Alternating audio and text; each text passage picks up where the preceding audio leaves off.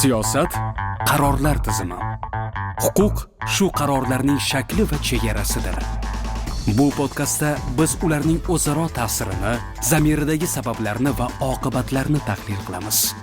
Maqsad qonunni tushungan, tizimni tanigan ongli jamiyatga hissa qo'shish. Javonsher Rustamov bilan fikrlar, qonunlar va mantiq asosidagi tahlil shu yerdan boshlanadi. Assalomu alaykum, siz Javonsher Rustamov bilan Siyosat va huquq podkastini tinglayapsiz. Bu bizning birinchi epizodimiz. Men Javonsher Rustamov, huquqshunos, siyosatshunos, siyosiy tahlilchi va advokat bo'lib faoliyat yuritaman.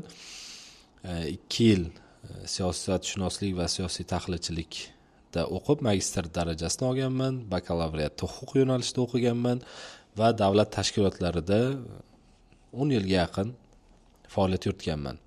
Bu podkastimiz birinchi epizod bo'lganligi uchun nimaga aynan siyosat va huquq, biz bu podkastda nimalar haqida gaplashamiz va maqsadimiz nima, shu haqida qisqagina kirish qilib, keyin bugungi kirish, ya'ni birinchi mavzumiz siyosat va huquq haqida qisqagina gaplashishga harakat qilamiz. Demak, bizni birinchi maqsadimiz bu podkastdan bizda amaliy tajribamiz bor, nazariyadan bilimlarimiz bor va ma'lum bir holatlarga, ya'ni qonunchilikka,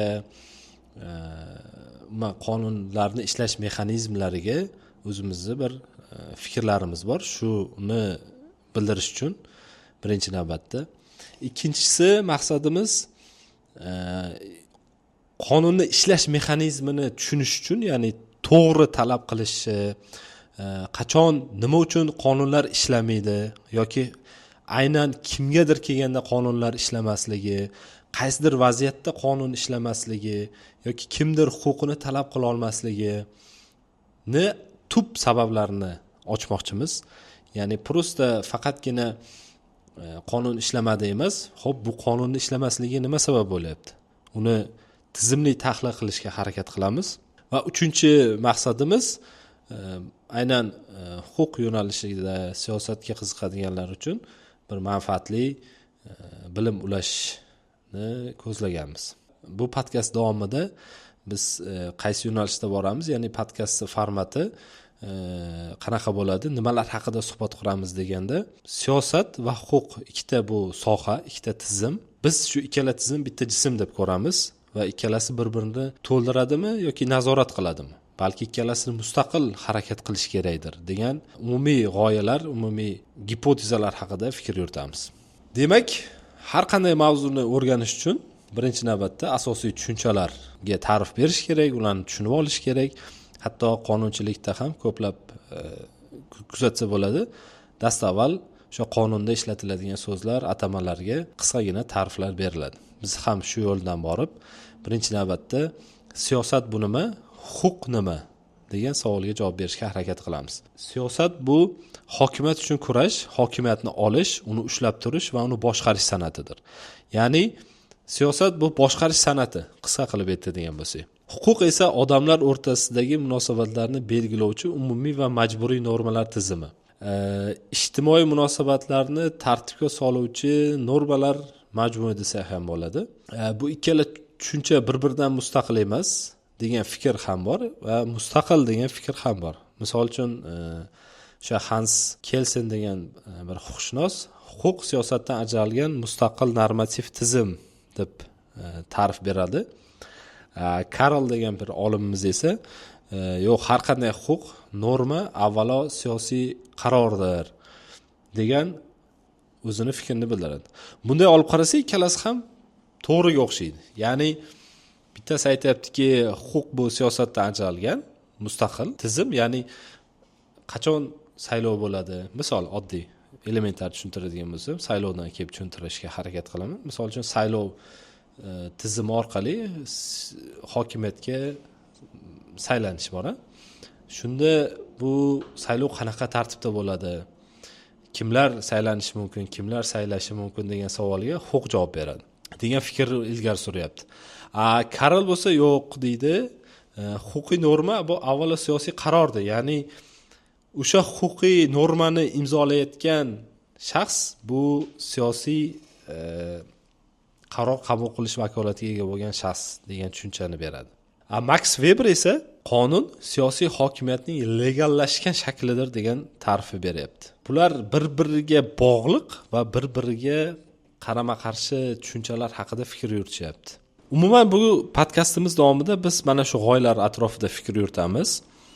Ya'ni huquq siyosatni yaratadimi, siyosat huquqni yaratadimi degan bir ritorik savolga o'xshaydi.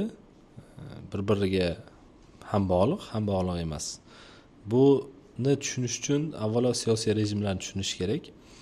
Ba'zi siyosiy rejimlarda siyosat huquqni yaratadi. Ba'zi siyosiy rejimlarda esa huquq siyosatni vujudga keltiradi yoki bir-birini tiyib turadi. Demak, qonun deb o'ylayotgan narsamiz aslida siyosiy irodaning ifodasi emasmi degan bir kattagina savolni o'rtaga qo'yib, mana shu savolga javob berishga harakat qilamiz podkastimiz davomida.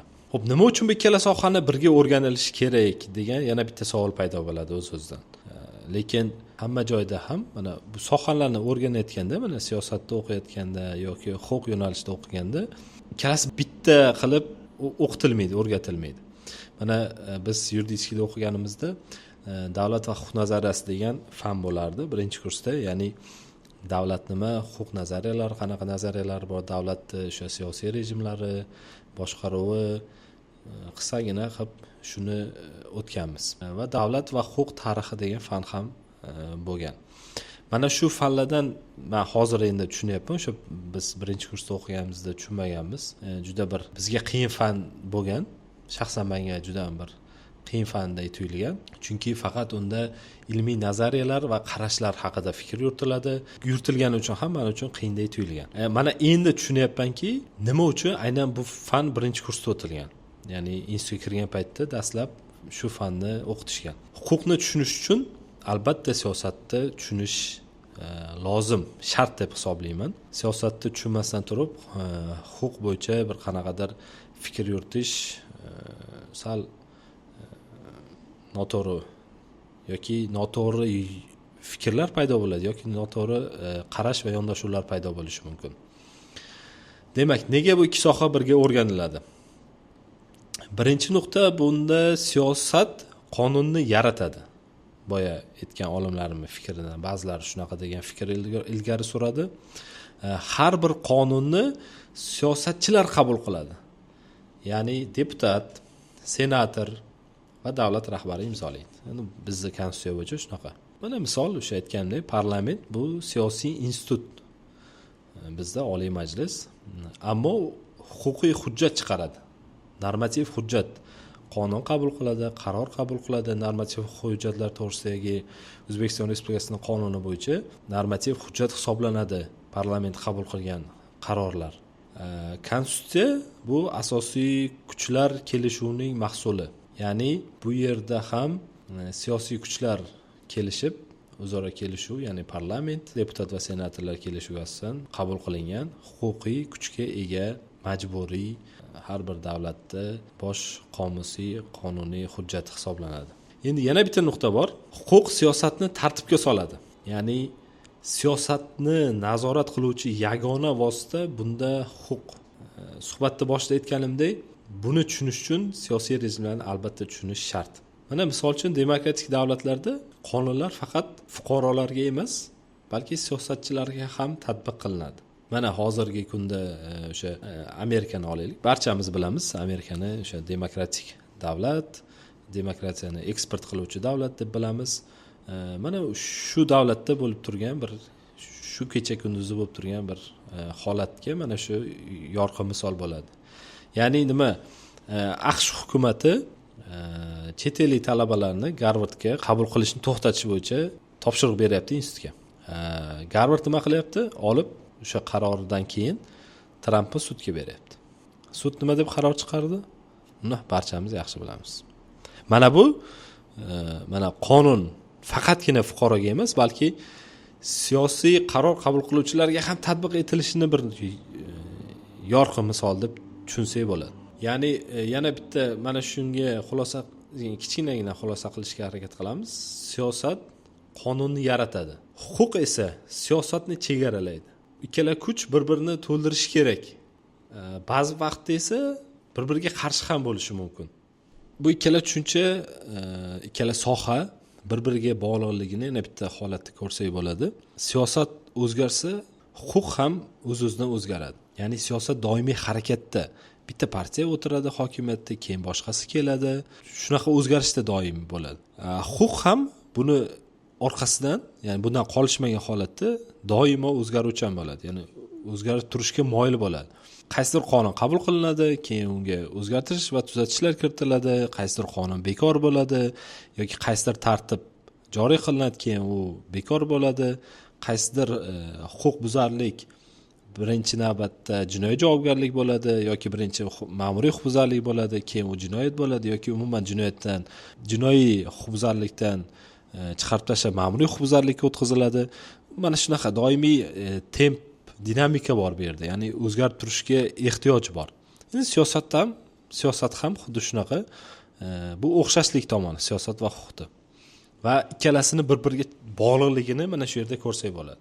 Siyosat o'zgarsa, huquq ham uni orqasidan o'zgarishi ehtimoli bor. Bu fikrlarni tasdiqlash uchun albatta bizga fakt kerak bo'ladi. Mana eng zo'r faktni biz faqatgina shu tarixdan olamiz. O'zi aytgan bo'lardimki, mana biz hozir podkastimiz davomida bu loyihamizda siyosat va huquqni bog'liqligini o'rganamiz, bir-biriga qarshi yoki birgalik holatlarini o'rganamiz. Boshida aytganimizdek, men bunga yana bitta narsani qo'shmoqchimanki, ya'ni qo'shgan bo'lardim, tarix. Tarix bu mana Ibn Xaldunning muqaddima asari chiqib, mana tarixchilarimiz ko'plab ommaga chiqib, YouTube'da juda ham ko'plab podkastlar bor. Mana Qurultoy birinchilardan bo'lib tarixchilar olib chiqqan. Biz tarixni faqat o'sha darsliklardan o'rganib, shu tarix bo'lsa kerak deb o'ylaganmiz, lekin mana o'sha sekin-sekin hatto maktab yoshidagi bolalar ham o'sha Qurultoyda va boshqa podkastda chiqayotgan tarixiy olimlarimizni fikrlarini ko'rib, eshitib, faqat bu o'sha darslikdagi ma'lumotlar emasligini tushunib yetyapti. Biz paytimizda maktabda o'qiganimizda unaqa imkoniyat bo'lmagan. Shu faqat darslikda nima bo'lsa, o'sha tarix bo'lsa kerak deb o'ylaganmiz. Va tarixni yaxshi bilgan, tarixga qiziqqan odam o'z-o'zidan siyosatni ham yaxshi tushunadi. Chunki tarixiy voqealarni ketma-ketlik qo'ya oladi, uni mazmunini chaqa oladi. Bu har qanday tarixiy faktlar, tarixda bo'lgan hodisalar, harakatlar qanaqa siyosiy natijalar olib kelgan, urushlarda, hokimiyatni egallashda, hokimiyat bo'linib ketishda, davlatlarni imperiya darajasiga chiqishga 100 yillab, 1000 yillab yashab qolgan davlatlar, undagi ijtimoiy, iqtisodiy, madaniy hayot, juda ko'plab narsalar xullas. Hozir bunga o'tib ketadigan bo'lsak, lekin harakat qilamiz shu podkastimiz davomida siyosat, huquq va tarixni bog'lashga. Siyosatni o'rganaman degan odam tarixsiz uzoqqa bora olmaydi. Ya'ni yaxshi undan siyosatshunos chiqmaydi deb o'ylayman. Siyosatni tushunmagan odam o'z-o'zidan huquqshunos bo'lishida qanaqadir to'sqinliklar bo'lishi mumkin. Demak, o'sha siyosat o'zgarishi bu huquqqa ham ta'sir qiladi degan masalada, ya'ni o'zgaruvchanlik, dinamika vujudga keltiradi degan holatda misol qilishimiz mumkin. Hammaga yorqin misol, hammamiz biladigan o'sha 1789-yildagi Fransuz inqilobi. Bu albatta siyosiy voqea edi. Huquq nuqtai nazaridan bu voqeadan keyin inson va fuqarolar huquqlari deklaratsiyasi paydo bo'ldi, juda ham katta hujjat. Hatto o'sha Fransuz inqilobidan keyin Usmonlilar imperiyasida ham yangilanish boshlangan, jadidchilikda ilk anaqalari, uchqunlari, ya'ni jadidchilikka yaqin yangilanish deb aytiladi. Shu Fransuz inqilobidan ruhlangan. Undan tashqari 1948-yilda shu BMT tomonidan qabul qilingan Inson huquqlari umumjahon deklaratsiyasi. bu huquqiy hujjat, lekin siyosiy yakdillik bilan qabul qilingan. Shu BMT tomonidan ilgari surilgan deklaratsiya siyosiy yakdillik bilan qabul qilindi. Ya'ni davlatlar bu hujjatni qabul qilib o'zlarini qonunchiliklariga implementatsiya qildi. Bu yerda Inson huquqlari umumjahon deklaratsiyasida ko'rsatilgan normalar va davlat, ya'ni normalarda fuqarolarga berilgan huquqlar va davlat o'ziga oladigan majburiyatlar haqida gap boradi va mana shuni davlatlar birgalikda siyosiy iroda ko'rsatgan holda xalqaro darajada shuni qabul qilishdi. Xo'p, bu fikrlarni umumiy bitta qisqagina xulosa qilishga harakat qilsak, ya'ni xulosalaydigan bo'lsak, siyosiy o'zgarishlar huquqiy tizimlarni yangilaydi. Endi hokimiyatni cheklash mexanizmi sifatida huquq ham ko'riladi. Boya aytganimdek, bu o'sha siyosiy rejimlarga bog'liq. Misol uchun, ideal demokratik tizimda huquq siyosatni cheklaydi. Ya'ni umumiy olib qaraganda konstitutsiyadagi belgilangan normalarni bajarish hammaga majburiy bo'ladi. Oddiy misol, misol uchun prezident, bitta odam 2 marta prezident bo'lishi mumkin emas. 2 muddatdan ortiq deylik. Yoki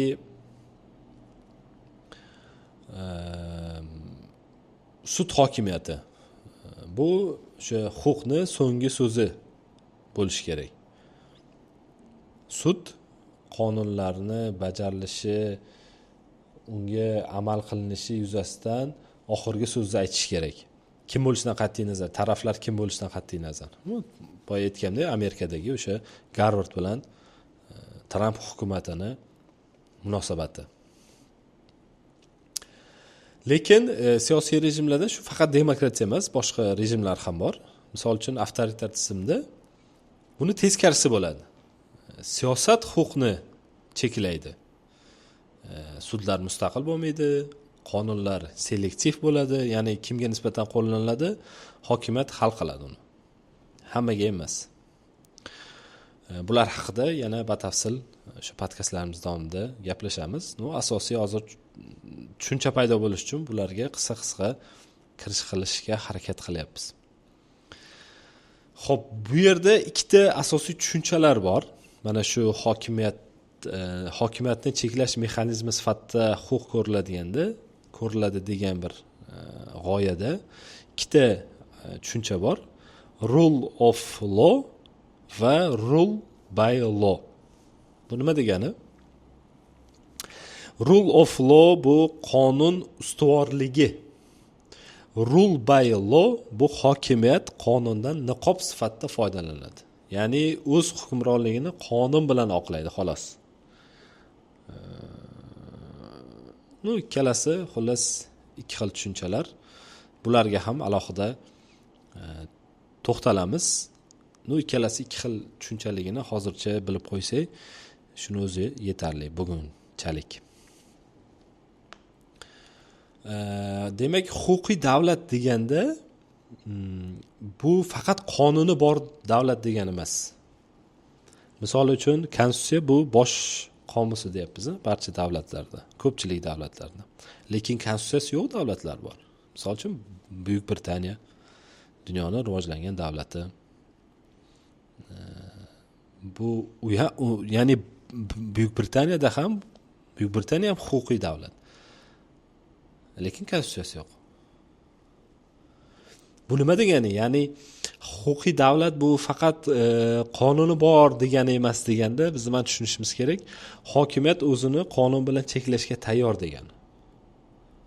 Hukumat mavjud qonunchilikni o'z manfaati yo'lida o'zgartirmasdan, ya'ni bor holatda o'zini hukumatida, o'zini qabul qilayotgan qarorlarda ham bajarishga, hurmat qilishga, unga bo'ysunishga majbur degan.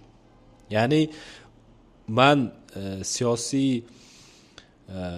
elitaman yoki menda siyosiy qaror qabul qilish vakolati bor deb o'zi qonunni mensimasdan, unga hurmat ko'rsatmasdan uni o'zgartirib o'z manfaati yo'lida to'g'rilash imkoniyati yo'q degan. Xo'p, bunaqa bo'lish uchun, ya'ni hukumat, hokimiyat o'zini qonun bilan cheklashga tayyor bo'lishi uchun 4 ta shart kerak.